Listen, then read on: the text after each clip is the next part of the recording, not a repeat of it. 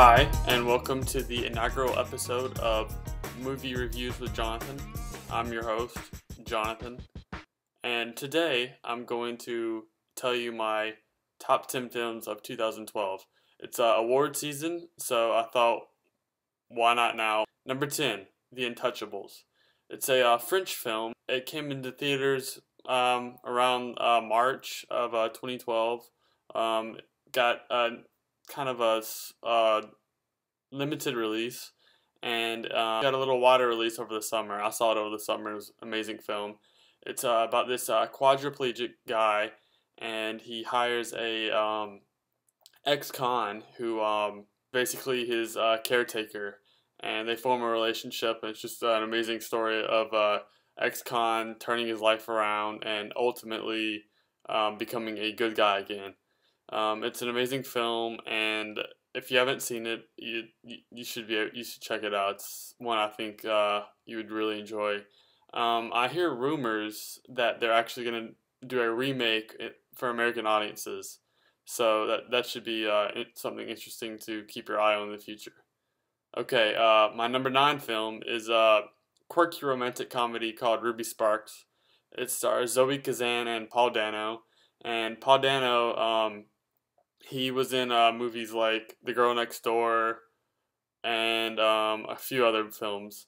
But in this one, he plays an author who has written one book. It's been about 10 years since he's written another one. So he's trying to find his next big hit. And he just, him and his girlfriend broke up, and it really wasn't going that well. So he decides to invent this character named Ruby Sparks. And he gets all this inspiration, writes about her, and the next thing he knows, she comes to life. So everything he writes about her comes to life: hair color, personality. There's a funny scene where his brother comes and reads what he's written, and he's like, "No, this can't be true. There's no way that she's come to life." So he's like, "All right, why don't you just make her talk in a different language?" So he goes upstairs, makes her talks in French.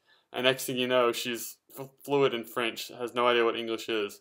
So it's a pretty good, quirky romantic comedy. So it's one you should check out.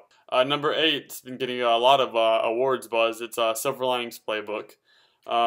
Most of y'all probably have seen it. It was originally a limited release. I'm pretty sure now it's playing everywhere. It's David O. Russell directed it. He did movies like The Fighter. It's got Bradley Cooper and Jennifer Lawrence, and they're both amazing in it. It's basically where Bradley Cooper has like this mental issues. He has a problem with anger, and he thinks he's gonna get back with his ex wife actually. And he meets Jennifer Lawrence. She's also kind of mentally not all there, and they kind of fall for each other. And it's just kind of their back and forth, and it deals with kind of like the mental aspect of everything. But overall, it's a good film. I definitely recommend checking out. Jennifer actually has won a few awards. She won the Golden Globe for Best Actress in a Comedy or Musical, and she also won the SAG Award for Best Actress in a Film. So she's one to keep an eye on in that. Number 7, it can't be a top 10 list without this film, Lincoln. There's not really any more I need to say. Steven Spielberg, Daniel Day-Lewis. It's made a bunch of money. It's an amazing film. If you haven't seen it, just pause this video, go right now, and come back in later and finish watching this. But it's an amazing film. Lincoln, Daniel Day-Lewis. Enough said. Okay, my number 6 film is a film called The Master. It's by Paul Thomas Anderson, who is known for amazing films. They're very deep and thought-provoking. Punch Drunk Love, probably my favorite film by him. There Will Be Blood. It's an amazing film. Another one with Daniel Day-Lewis. The Master is basically about this cult and the cult leader, who is played by Philip Seymour Hoffman. And it's told from the point of view of not only Philip, but also an apprentice that he meets named Joaquin Phoenix. Joaquin gives an amazing performance. Joaquin's kind of come into his own over the past several films that he's done, and he's just an amazing actor to watch. There's one scene in particular in The Master I just could not take my eyes off the screen. It was the first processing scene. And I'm not going to go into too much detail, but there's literally Joaquin cannot blink, and to watch this incredible performance, like, it deserves an Oscar just based on that one scene. It's one of the best scenes, not only of last year, but of any film I've seen, period. Paul Thomas Anderson just pulls off an amazing feat, and if you haven't seen it, see it. Number 5, Argo. It's also getting a lot of awards buzz. My opinion is that Hollywood loves films that are like self-referential films about films. Last year, the Academy Award went to The Artist, a film about a silent film, blah blah blah blah.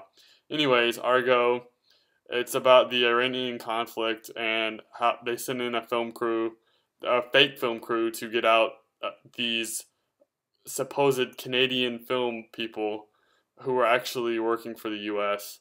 Ben Affleck directed it. He stars in it. It's an amazing film.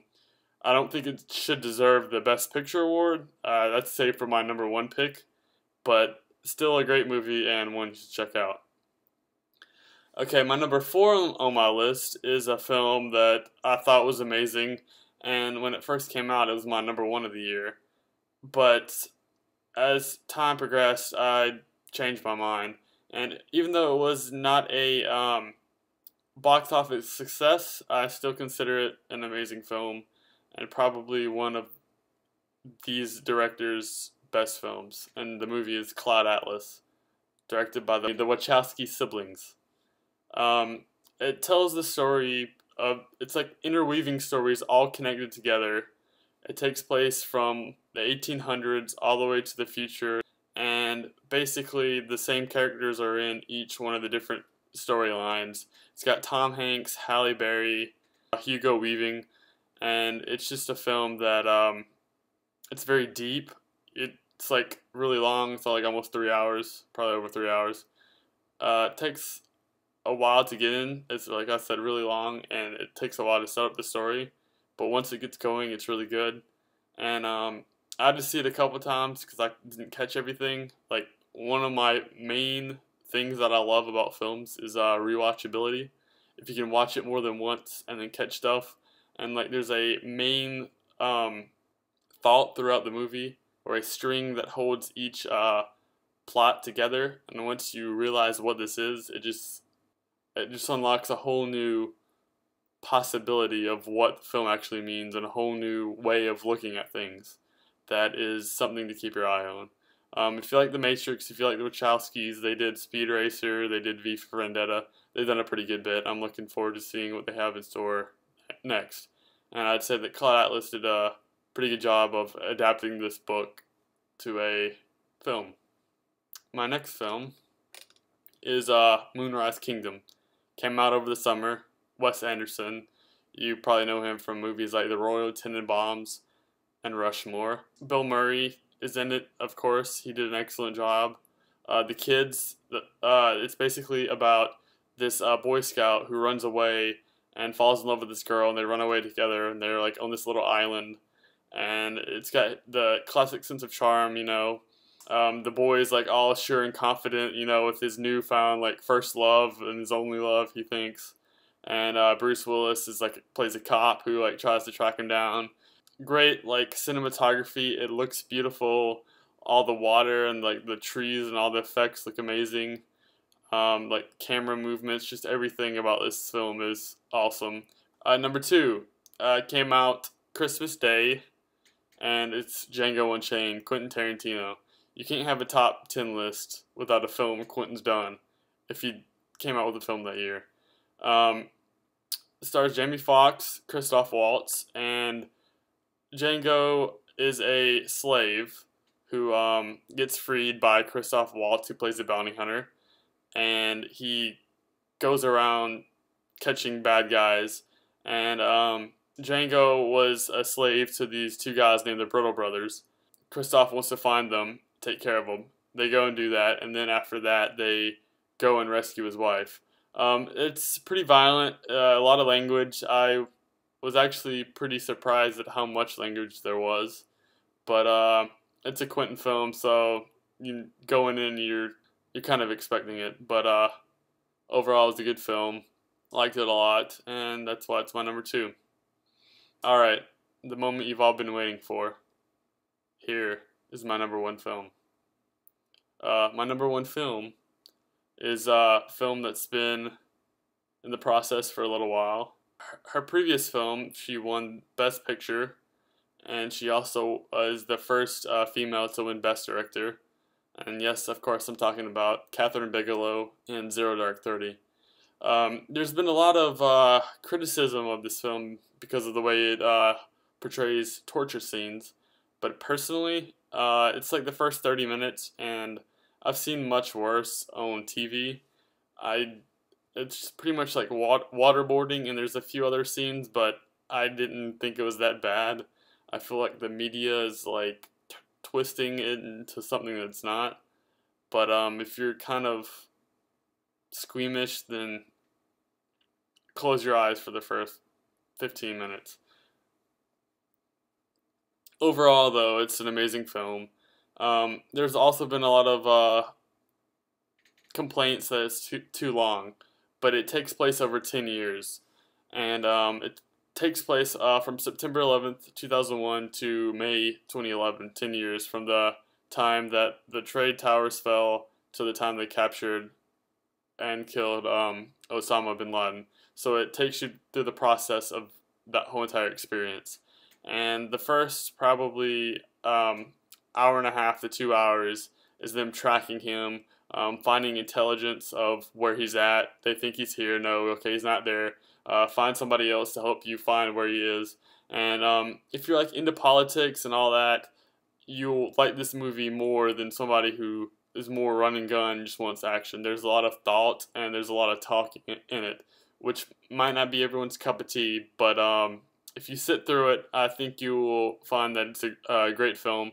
And then, of course, I can't forget and leave out Jessica Chastain. She is the lead actress. She's the one who ultimately finds out the compound where Osama bin Laden is, and she just gives an amazing performance. She's hardworking, driven career woman trying to climb up the ladder of the CIA, and she's just, I couldn't take my eyes off her the whole movie. She's just an amazing actress, and I look forward to seeing her career expand through the next several years, seeing what else she will do.